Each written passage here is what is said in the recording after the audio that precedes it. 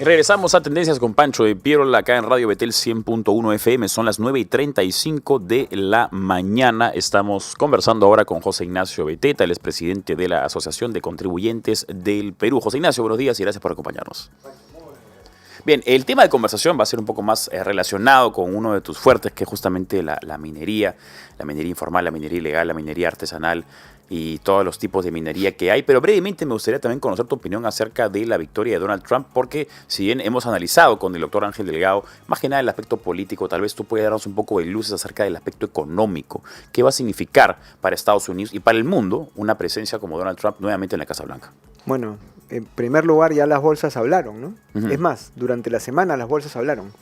Londres, Tokio, Wall Street, digamos, y varias otras bolsas e indicadores económicos 4 o 5 días antes de que fueran las elecciones ya están subiendo. ¿Ah, sí? Sí. Porque se vaticinaba que podía ser la victoria de Donald Trump. Había ¿no? una tendencia hacia arriba de Trump. Era muy difícil predecirlo así claramente, pero ya las bolsas hablaban. El día en que gana Trump, que es al día siguiente, 3 de la mañana, 4 de la mañana, que se logra el último estado con los votos electorales, en minutos esa mañana otra vez las bolsas abrieron al alza, el dólar se revalorizó y digamos ya eso te dice cómo recibe el mercado la presencia de Trump. Y para los que entienden de economía, más allá de la bolsa de valores y Nasdaq y estos indicadores, esto lo que significa es que al Trump ser presidente, los mercados empiezan a decir vamos a invertir, vamos a poner plata, suben las acciones, hay mejores condiciones para poner dinero. Es alucinante. Ahora, es importante también hacer este hincapié, ¿no? Porque recuerdo mucho que en las elecciones, en la segunda vuelta de 2021, había personas que de manera contestataria decían, ¿qué me importa que suba el dólar si yo gano en soles? ¿Qué me importa la empresa privada porque gano en empresa privada? Hay muchas personas que no ven el impacto que hay entre lo que sucede en Estados Unidos y que tiene un impacto acá, o la importancia del valor del dólar. Entonces, si puedes explicar así brevemente cómo es que afecta el bolsillo del peruano el hecho de que suban las bolsas o el hecho de que haya una estabilidad económica en Estados Unidos. Es a montones de consecuencias. Primera consecuencia, las grandes industrias, grandes empresas, que son las que generan más trabajo, más impuestos, generalmente comercializan, compran, venden en dólares. Uh-huh. Insumos, productos para poder producir aquí. Sí. Entonces, de saque nomás, un buen dólar, una buena economía en Estados Unidos, un buen mercado, ¿no? Te genera la posibilidad de tener mejores condiciones comerciales para las empresas que están en el país para que puedan seguir invirtiendo. Okay. Número 2, los créditos son en dólares, la gran mayoría. Entonces, todos los apalancamientos de inversiones también de las grandes empresas, de las industrias, son en dólares. Hay muchas tasas de interés, créditos que están fijados por el dólar. Entonces, un buen dólar, una buena economía en Estados Unidos te genera una buena estabilidad, digamos, un buen acceso a créditos aquí. Y luego tienes, pues, digamos, la balanza comercial norteamericana, que ellos nos compren a nosotros. Los que nos compren, que traigan empresas para acá, que se lleven productos para Estados Unidos. O sea, hay un montón de beneficios porque si bien Estados Unidos en este momento es la segunda economía más importante para el Perú después de China, sí, ¿no? China es la primera, igual, es como tener un jugador. China debe estar aglomerando en este momento el 40% de nuestras exportaciones totales, pero Estados Unidos debe estar cerca del 20-25%. Es igual un montón, es un montón. Un gran pedazo del pastel, ¿no? Es la cuarta parte. Entonces, toda esa cadena va, aunque no parezca, como tú bien dices, desde Estados Unidos, pasando por la gran empresa, la mediana empresa, los proveedores de estas empresas, los que trabajan en esas empresas. Entonces es toda una cadena que llega hasta tu casa. Sí. Bien, quiero mencionar también brevemente que una última noticia es que Agustín Lozano ha sido detenido. El presidente de la Federación Peruana ha sido detenido y allanan su casa por presuntos actos de corrupción. Es definitivamente una noticia en desarrollo, pero estaremos seguramente informándoles en el transcurso del día acá en Radio Betel 100.1. Volvemos con José Ignacio Beteta. Bien, vamos al tema de la minería ilegal, minería informal, el tema del reinfo, ¿no? Ya hemos conversado esto en varias oportunidades. El reinfo, que es justamente el registro para poder lograr la formalización por parte de estas minerías artesanales o informales, no ha funcionado, sí ha funcionado. ¿Cuál es la crítica que hay? ¿Qué se puede hacer? Porque vivimos en un país donde la minería ilegal crece fervientemente. Tenemos a grandes millonarios de la minería ilegal. Esa minería ilegal termina siendo también causa o origen de fuente de inversión política para actores antidemocráticos. Además, la minería ilegal está muy relacionada con la trata de personas, con el crimen organizado, con el narcotráfico. Entonces, vencer la minería ilegal sí es una necesidad, una urgencia de nuestro país. Y al parecer, el Reinfo no lo ha estado logrando adecuadamente. Entonces, ¿qué se puede hacer? Mira, es interesante lo que está pasando porque nunca antes, para empezar, ha sido tan notorio el problema a nivel de opinión pública, de redes sociales, televisión, periódicos. El Reinfo siempre fue un problema legal, evidentemente económico, pero por alguna razón no se hizo tan notorio públicamente. Hoy día es un debate que está en redes sociales, influencers, mucha gente hablando del tema. Entonces, para empezar, qué bueno que el problema se haya visibilizado, ¿no? El Reinfo es un problema ahora sí visible, sensible. ¿Por qué? Principalmente por lo que ha pasado en Patadas, en La Libertad, donde opera Minera Poderosa. Y Minera Poderosa ha tenido una actitud valiente, porque desde hace 3-4 años ha empezado a mostrar los efectos de la minería ilegal en su zona de influencia. Y eso es totalmente comprensible y respetable porque ha evidenciado que detrás del Reinfo, ¿no? Escondido detrás del Reinfo, había todo un mundo de ilegalidad, de crimen organizado, de mafia, de trata de personas y cosas muy muy feas, digamos, que viven de la riqueza minera peruana, pues no, porque somos un país riquísimo a nivel de minerales, de oro en el norte y de otros tantos metales. Entonces, claro, es un mercado paralelo que supera el narcotráfico, ¿no? Y que el 44% de las exportaciones de oro son ilegales en el Perú, es alucinante. 4 de cada 10 lingotes son ilegales, ¿no? Ok, todo esto está bien.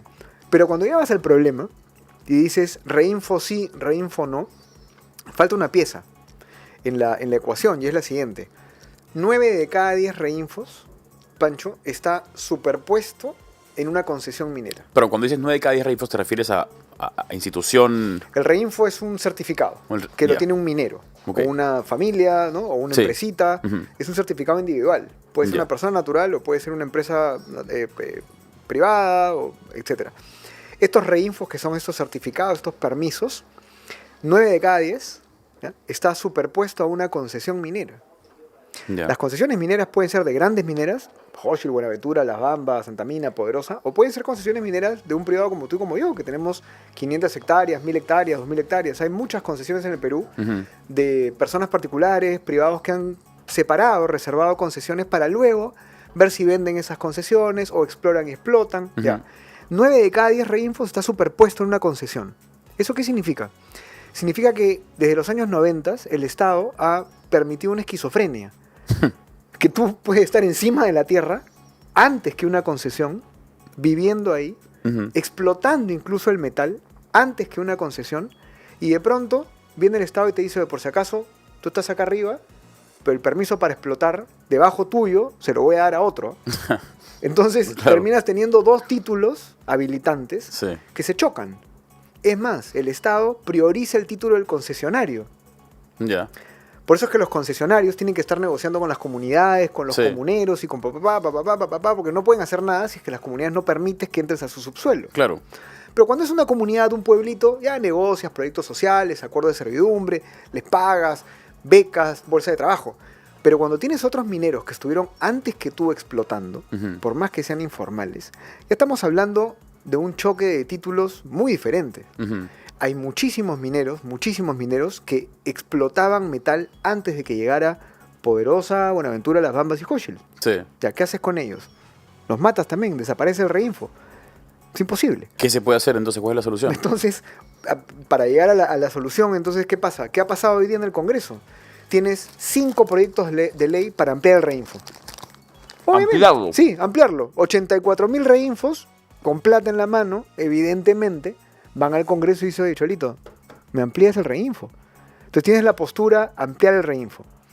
Y Rómulo Mucho, el ingeniero Rómulo Mucho, que a pobre le paro hablando de él, le tiene que estar la oreja caliente, le va a tener el pobre ingeniero, pero, digamos, va a presentar, ministro de Energía y Minas, va a presentar una propuesta. ¿Cuál es su propuesta? Eliminemos el Reinfo. Como si pudieras eliminar 84.000 mineros con 500.000 personas detrás, así porque sí. Yo me acuerdo haber conversado con el ingeniero Rómulo Mucho. Aquí le tengo mucho aprecio, lo conocí hace tiempo en Puno, cuando nos invitaron. Bueno, él era candidato al Congreso con Hernando de Soto. A mí me invitaron cuando estaba en Perú 21, fuimos a la minería, a la Rinconada, la más alta del mundo. Una experiencia bastante impactante.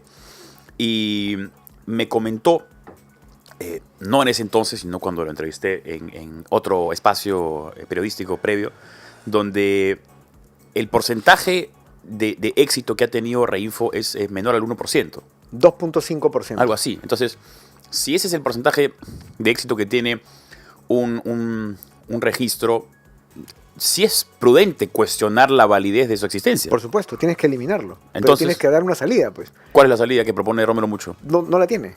Ah. Porque la ley que tiene lo que está diciendo es a los que no tienen, fíjate, por eso el dato anterior era importante, Pancho. Si 9 de cada 10 reinfos estaban superpuestos en una concesión y la ley del ingeniero Rómulo Mucho dice te voy a sacar de la concesión, Ya. es inviable políticamente. Ujú. Esas son las exclusiones. O sea, lo que está peleando la minería formal, la gran minería formal, es Sí. sacar a los reinfos de las concesiones a pedido del Ministerio de Energía y Minas. Que el Ministerio de Energía y Minas elija, cree zonas especiales en donde yo los voy a poner a los reinfos, fuera Ya. de las concesiones de las mineras grandes. ¿Tú crees que eso va a pasar? No se podría hacer, estoy inventando, ¿no? A ver si estoy tirando una piedra al aire, a ver qué pasa. Hacer una especie de consorcio con los mineros que ya estaban previamente en el espacio para que ese proyecto específico sea de cierta manera compartido entre la minera formal y los pequeños mineros, digamos, un porcentaje proporcional a la capacidad que ponga cada uno de la propia estructura consorcial. Ya, le diste casi en el blanco, porque, casito, Ya. porque la actual configuración del reinfo permite que los concesionarios firmen contratos con los reinfos. Ujú. Pero ¿sabes cuál es el problema de esos contratos? Que son contratos obligatorios. Es Ya. decir, el reinfo tiene que firmarlo obligatoriamente con el concesionario y el concesionario le pone el precio que él le quiere pagar Ah, ya. al reinfo por el metal. Y si el contrato se termina, ¿no? Se rescinde, el reinfo desaparece.